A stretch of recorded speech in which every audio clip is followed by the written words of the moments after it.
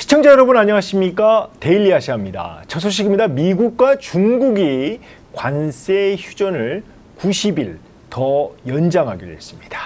스콧 베선트 재무부 장관과 허리 펑 중국 국무원 부총리 등 양국 협상 대표단은 최근 스웨덴 스톡홀름에서 3차 무역 협상을 갖고 다음 달 11일 만료되는 관세 유예 조치를 90일간 추가로 연장하는 방안 등을 논의했습니다. 미중 양국은 지난 5월에 이제 1차 협상에서 서로 100% 넘게 부과하던 관세를 각각 115%씩 낮추기로 합의했습니다.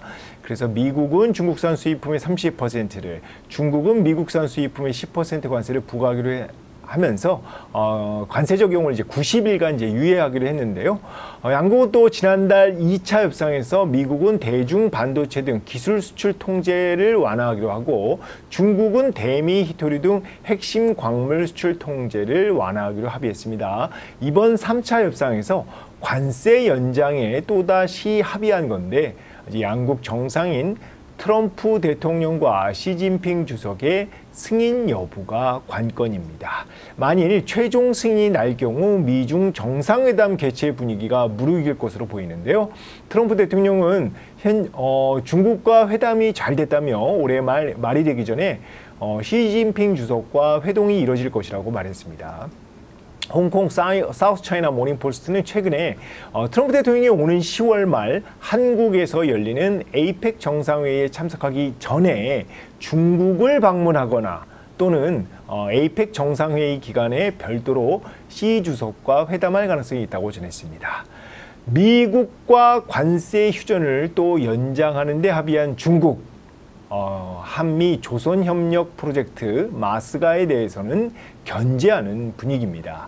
중국 관영 영문 매체 글로벌 타임스는 오늘 이 파트너십은 한국이 기술 전문성과 재정 투자를 관세 인하와 교환하는 판돈이 큰 거래라며 글로벌 공급망의 빠른 재편 속에 거는 위험한 도박이라고 전했습니다. 미국 조선산업이 장기 쇠퇴에 빠져 있는 상황인데 한국이 막대한 투자를 하더라도 불확실성이 크다는 얘기입니다. 또 한국에서 미국 조선업체들과의 협력이 한국 조선사들의 글로벌 시장 점유율 확대 기회를 줄 수 있다고 본다며 다만 이 파트너십은 한국이 미국의 이익에 더 의존하게 되거나 심지어 종속되는 위험한 상황을 초래할 수 있다고도 경고했습니다.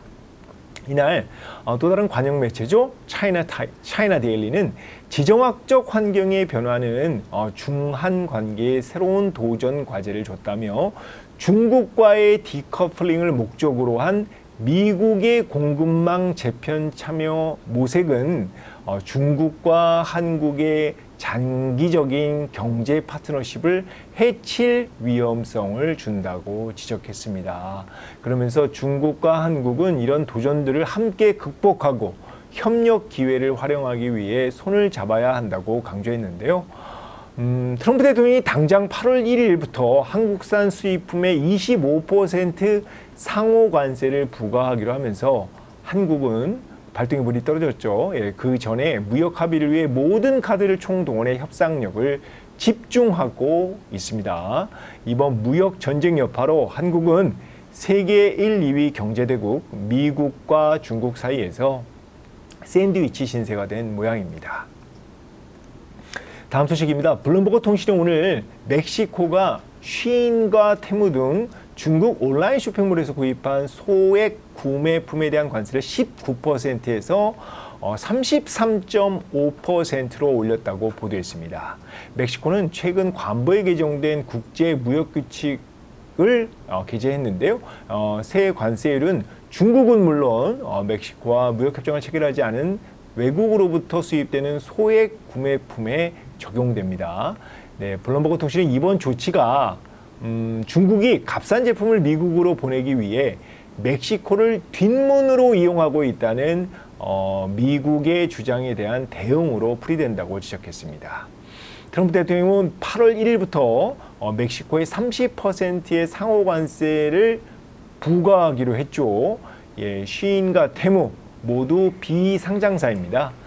쉬인은 미국과 영국 당국의 승인을 받지 못해서 홍콩 증시 상장을 추진하고 있는 형국입니다. 다음 소식입니다. 로이터 통신은 오늘 세계 최대 자동차 제조업체 일본의 토요타가 올해 상반기 전 세계 판매량과 생산량이 사상 최대를 기록했다고 보도했습니다. 상반기 토요타의 글로벌 판매량은 지난해 상반기보다 5.5% 증가한 510만 대를, 그리고 글로벌 생산량은 5.8% 늘어난 490만 대를 기록했습니다. 프랑스와 이탈리아, 미국 등의 합작으로 만들어진 자동차 회사 스텔란티스는 올해 미국 관세로 인한 타격을 15억 유로, 약 17억 달러 정도로 예상을 했는데요.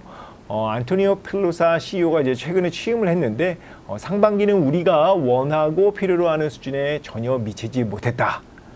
고객 요구에 훨씬 가까운 신제품을 추가해 라인업을 확장하겠다고 말했습니다. 독일 메르세데스 벤츠는 미국과 EU, 그러니까 유럽연합 간의 무역 전쟁으로 올해 자동차 사업 부문의 이익률이 4에서 6%에 그칠 것으로 내다봤는데요. 벤츠는 지난해 전체 수익이 30% 감소했는데 그 가운데서도 자동차 부분에서만 무려 40%나 급감했습니다. 이런 가운데 도요타 자동차가 2028년부터 체코 자회사를 통해 연간 10만 대 규모의 전기 SUV를 생산할 계획이라고 니케이 아시아가 오늘 보도했습니다. 도요타가 유럽에서 전기차를 제조하는 것은 이번이 처음인데요. 도요타, 유럽, 그러니까 EU의 장기적인 환경 정책에 대응하기 위해 전기차 유럽 현지 생산을 추진하고 있는 겁니다. 유럽연합은 2035년부터 신규 내연기관차 판매를 아예 금지하기로 했기 때문인데요. 도요타는 내년까지 CHR 플러스 SUV, 그리고 신형 BZ4X 등 전기차 14종을 유럽 시장에 출시하고 점유율 확대를 꾀하고 있습니다. 자, 오늘 도쿄 증시에서 도요타 자동차 주가는 강보합 마감했는데요. 그런데 이제 미 관세 영향으로 올 들어 15% 주가가 빠진 상황입니다. 데일리 아시아 오늘 준비한 거는 여기까지입니다. 지금까지 시청해 주셔서 감사합니다.